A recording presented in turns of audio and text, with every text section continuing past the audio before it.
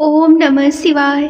स्वागत है आप सभी का हमारे चैनल माइथोमैस्टिक भारत में।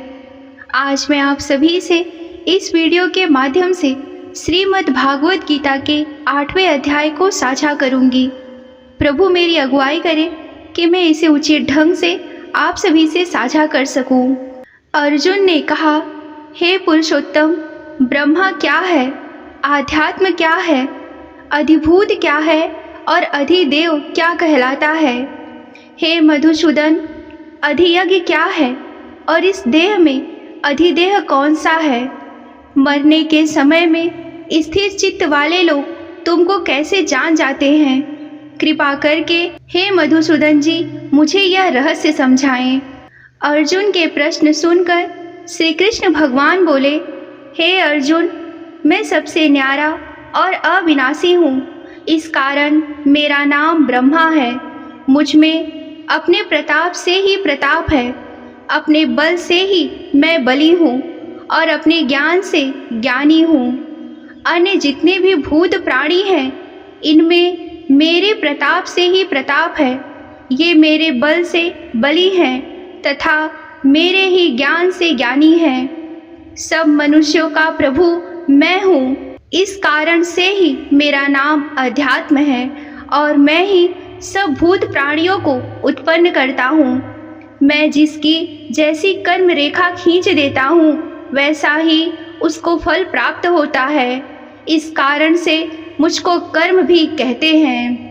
पंचभूत का अविनाशी कर्ता मैं हूँ। इस कारण मेरा नाम अधिभूत है और जो भी कुछ होनी अनहोनी है उसका प्रभु भी मैं ही हूँ। इस कारण मेरा नाम अद्वैत है और यह देवताओं के लिए जितने भी यज्ञ होते हैं, पितरों के लिए जो भी श्राद्ध करते हैं, इन सब में सर्वप्रथम मेरी ही पूजा होती है। इस कारण मेरा नाम अविनाशी है। मेरा एक नाम और भी है, देह भरतंबर। अब उसका अर्थ सुन। जितने भी देहधारी हैं, इन सब में सबसे सुंदर मेरी देह है। देहधारियों में मेरी जैसी सुंदरता और बल किसी में भी नहीं है। देहधारियों की बात क्या कहूँ, मेरे जितने भी अवतार हैं उन सब में मेरा यह अवतार महाश्रेष्ठ है। इस कारण मेरा नाम देह भरतंबर है। जो अंत काल में मेरा स्मरण करते हुए देह त्यागते हैं वे ही परमानंद अविनाशी पद को प्राप्त होते हैं। इसमें तनिक भी संदेह नहीं है। हे कुंती पुत्र, अंत समय में मनुष्य जिसका स्मरण करते हुए देह त्यागता है वह उसी को पाता है। अतः तुम मुझ में ही मन को लगाकर मेरा ही स्मरण करते हुए संग्राम करो।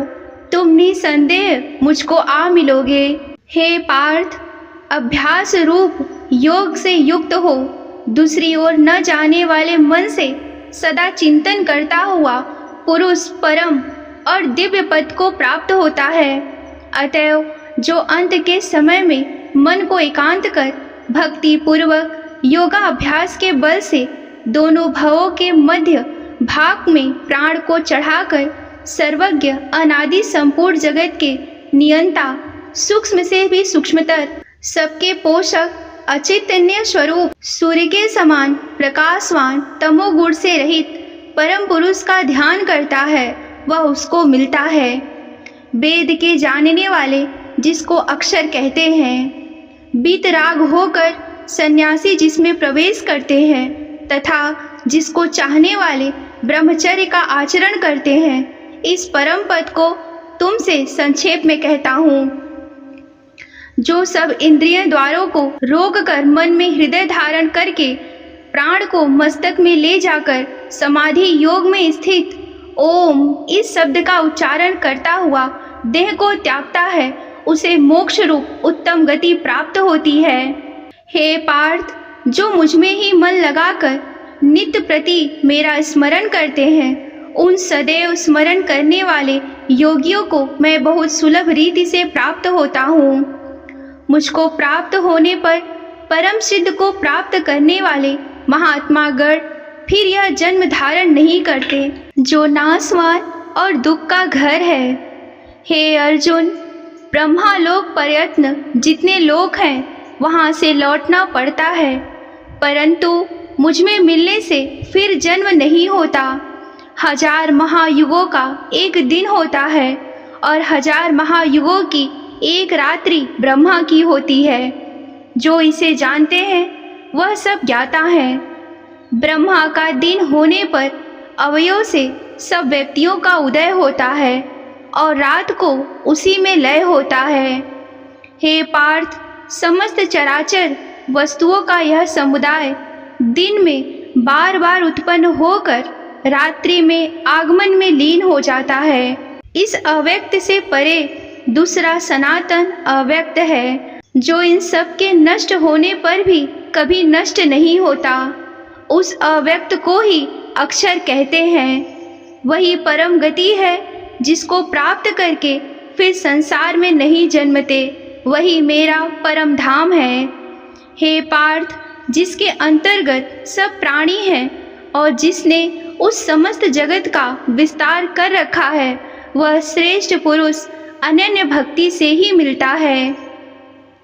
हे भरत श्रेष्ठ, जिस काल में योगी जन देह छोड़कर फिर नहीं लौटते हैं और जिस काल में अग्नि, प्रकाश और दिन शुक्ल पक्ष हो, ऐसे उत्तरायण के 6 महीने में मृत्यु को प्राप्त होते हैं।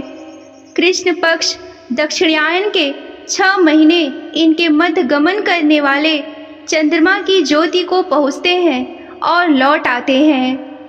हे अर्जुन, संसार को चलाने वाली शुक्ल और कृष्ण नाम की 2 गतियाँ हैं।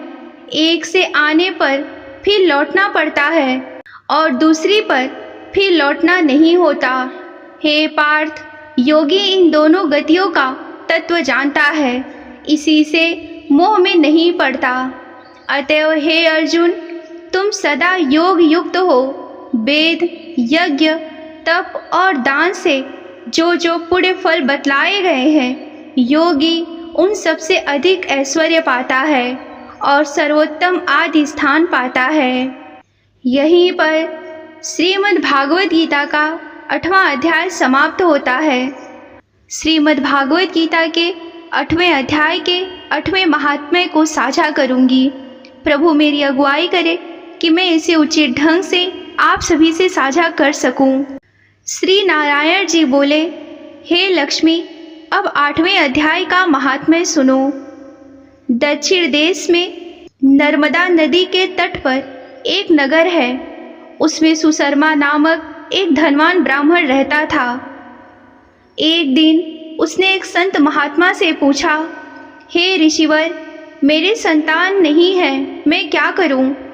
तब ऋषिवर ने कहा, तू अजामेध यज्ञ कर, देवी को बकरा चढ़ा, देवी तुझे पुत्र देगी। तब उसने यज्ञ करने को एक बकरा मोल लिया, उसको स्नान करा के मेवा खिलाई और जब उसको मारने लगा तब बकरा अचानक ही हंस पड़ा। तब ब्राह्मण ने पूछा, हे बकरे, तू क्यों हंसा है? बकरे ने कहा, पिछले जन्म में मेरे भी संतान नहीं थी। तब एक ब्राह्मण ने भी मुझे अजामेध यज्ञ करने को कहा था। मैंने सारी नगरी में बकरा ढूंढा मगर बकरा हाथ ना लगा। ढूंढते ढूंढते एक बकरी का दूध पीता हुआ बच्चा हाथ लगा। मैंने उस बकरी समेत बच्चे को मोल ले लिया और उसको बकरी के स्तन से छुड़ाकर यज्ञ करने लगा। तब बकरी बोली, अरे ब्राह्मण, तू ब्राह्मण नहीं जो मेरे पुत्र को होम देने में लगा है, तू महापापी है। क्या यह कभी नहीं सुना कि किसी के पुत्र को होम कर किसी ने पुत्र पाया हो? तू अपनी संतान के लिए मेरे पुत्र को मारता है। तू निर्दयी भी है, तेरे पुत्र नहीं होगा। उस बकरी ने बहुत कहा पर मैंने होम कर ही दिया। तब बकरी ने शाप दिया कि तेरा भी गला इसी भांति कटेगा। इतना कहकर तड़पकर बकरी मर गई। कई दिन बीते, मेरी भी मृत्यु हुई। यमदूत मारते मारते धर्मराज के पास ले गए। तब धर्मराज ने कहा, इसको नरक में डाल दो, यह बड़ा पापी है। उसके बाद मैं वानर आदि कई योनियों में जन्म लेकर भयंकर कष्ट भोगता रहा। अब बकरे का जन्म पाया, तब मुझे एक बाजीगर ने मोल लिया। सोचा कि अब सुख पाऊंगा, मगर अब तू छुरी लेकर मारने लगा।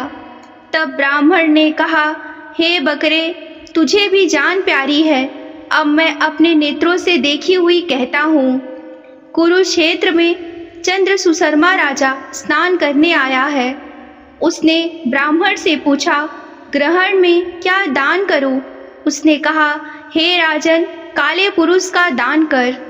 तब राजा ने काले लोहे का पुरुष बनवाया, नेत्रों की जगह लाल जड़वा सोने के आभूषण पहनाकर तैयार किया।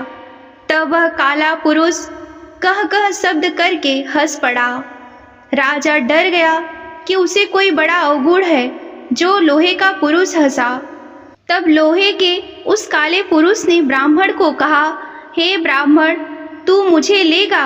तब ब्राह्मण ने कहा, मैंने तेरे सरीखे कई पचाए हैं। तब काले पुरुष ने कहा कि तू मुझे वह कारण बता जिस कारण तूने अनेक दान पचाए हैं। तब विप्र ने कहा, जो गुण मेरे में है सो मैं ही जानता हूँ।